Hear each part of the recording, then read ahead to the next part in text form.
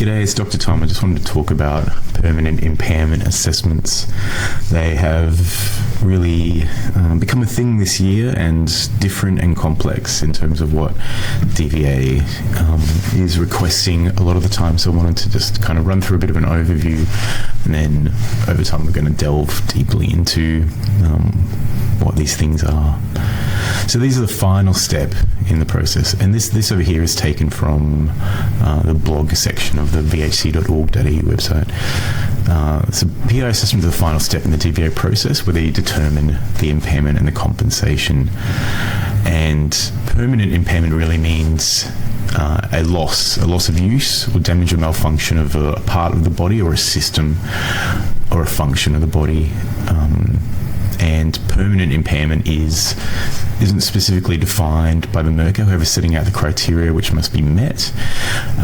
They repeat something from the CIRCA and general understanding of the term, which is that it's an impairment likely to continue indefinitely.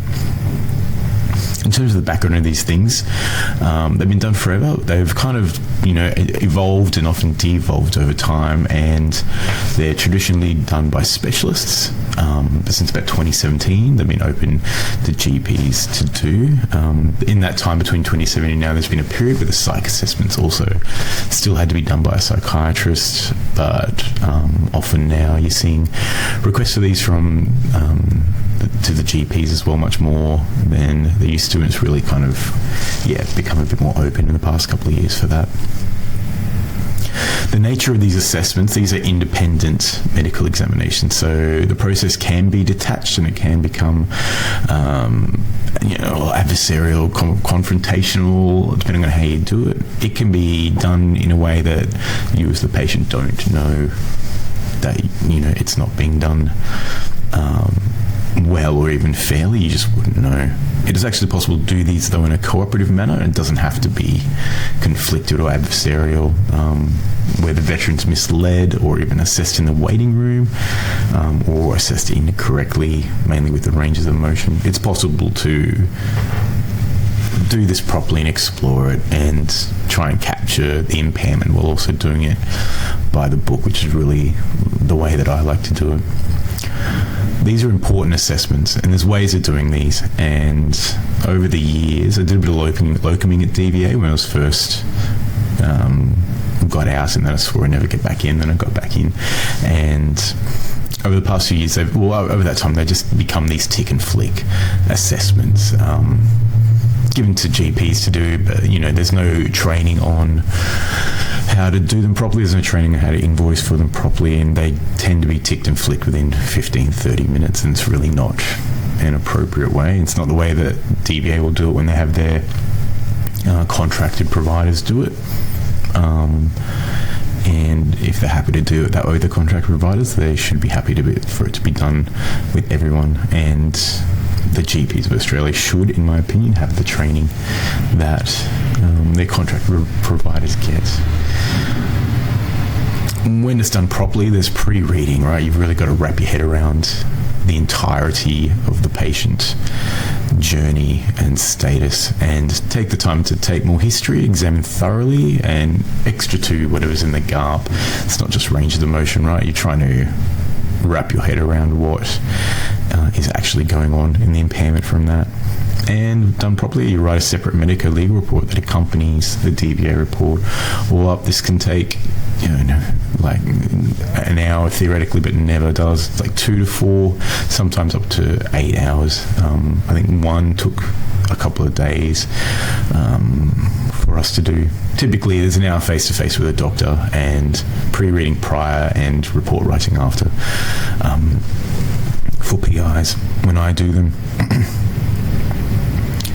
The new mix, the traditional process was for PIs for long-standing patients of mine with me, they've gone through the process of the claim. So we've done a complete chart review. We have written up the claims with comprehensive reports to accompany that. We've done all the imaging. We've got all the info we need. There's been time for the patient to seek treatment, and enough time's passed that you can call it permanent.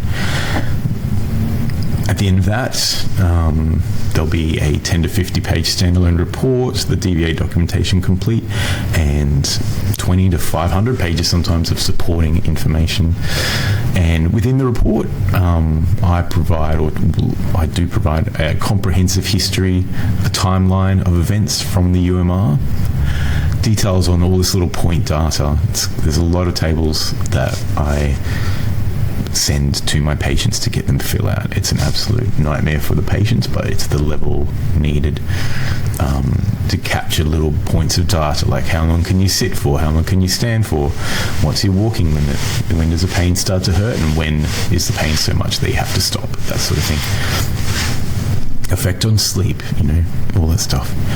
All that goes into the report. There's an impairment summary, a nice table at the top of each impairment section, and then further in the impairment there's what I think their points are and the rationale for why I think that is, showing our working all throughout. There's a new mix this year as well. When patients will send in claims, traditionally it would take 3 years to get that looked at, and now it gets turned around quite quickly by the claims assessors, which are like delegates of the delegates, and anything from there's a bunch of different reports which just come out randomly. They're mixed in together. Sometimes we'll get different ones.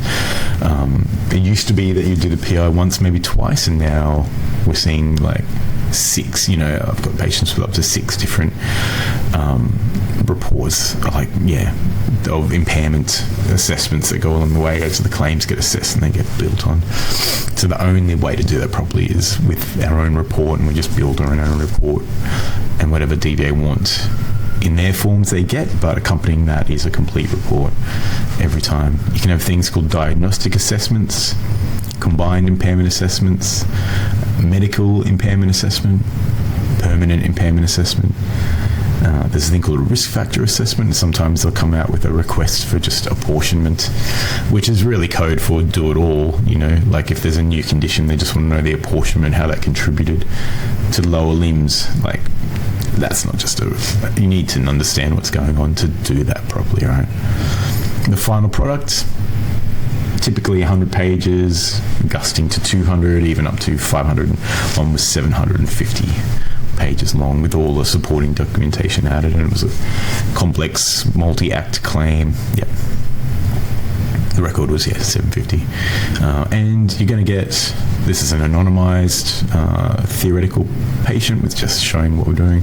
This one is a pure mental health PI. You're seeing the DVA forms at the top there with what you think the impairment is, and the apportionment there if there's multiple things. They want to know the permanence, the stability, if it's adequately treated, other treatment options that might be available, historic injuries, which wasn't really relevant for this, that's more for like strains and sprains, and if there's any aggravation. And then accompanying that, my report with everything good taken out. We'll delve into the history at the level that the psychiatrists do in a manner similar to theirs. So we're going to talk about, current symptoms. We're going to talk about where you grew up at school. We're going to talk about any history of problems at school, past personality problems, all of your medical history, because that's relevant for mental health, lifestyle things like alcohol, drugs, exercise, diet, how your finances are, how your social life is. And then within that, part of this is a mental state exam. You're seeing some real kind of highlights here from the examination part. We're going to do some questionnaires. There's a couple of different questionnaires. There's a thing called the DAS-21, the GAD-7, K-10, PCL-5. And we can do these on an app called CoView, which has the questionnaires built in. It's really good. And then we're going to use all that info, give what I think is the points, and adding the points up and give a total points score, which is good for me to know, for my own internal QI, to make sure I'm internally consistent in the impairment assessments, and also again to show working and really anchor things on, and show working on why we think things are what they are. The supporting documents, and at the end of this as well, which is not in here, we would add in all of the relevant screenshots from the UMR to show the contemporaneous evidence, as it's called, on how that's done. So yeah, that's like a little bit of summary of PI assessments and an overview on that. First video, and just set it up. Hopefully you'll see the studio improve in time, and yeah, one of many articles we're about to write on why we do things and how we do things, what we do, and the best way of doing things. Thank you very much for your time.